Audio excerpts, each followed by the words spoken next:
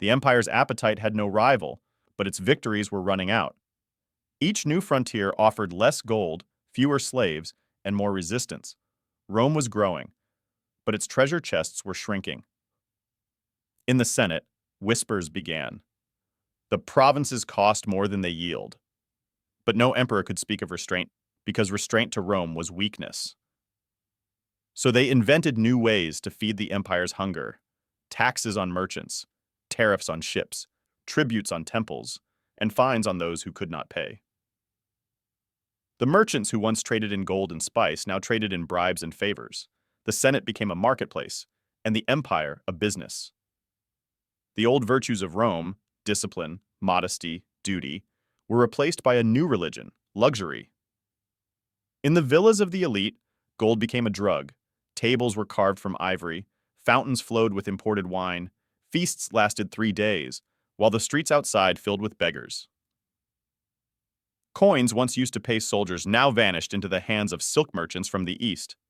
Rome, the master of the world, was bleeding wealth to nations it called barbaric. Gold was flowing out faster than it came in. To keep up, emperors began melting down statues, stripping temples of ornaments, and even recycling funeral masks.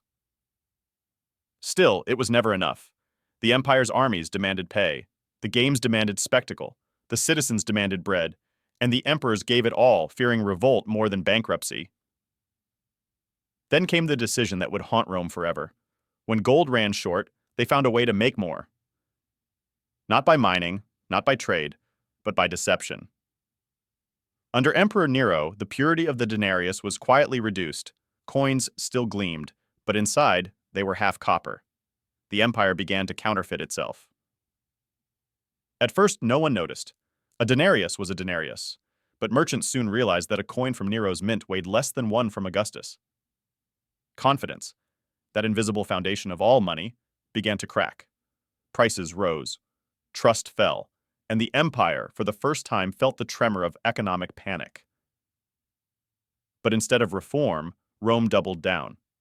Each new emperor debased the coin a little more, until a denarius, once nearly pure silver, was worth barely a whisper of its name. Merchants stopped accepting imperial coins. Soldiers demanded payment in grain or foreign currency. Trade slowed to a crawl. And in a cruel twist of fate, Rome's obsession with gold had made it worthless. But greed does not die easily.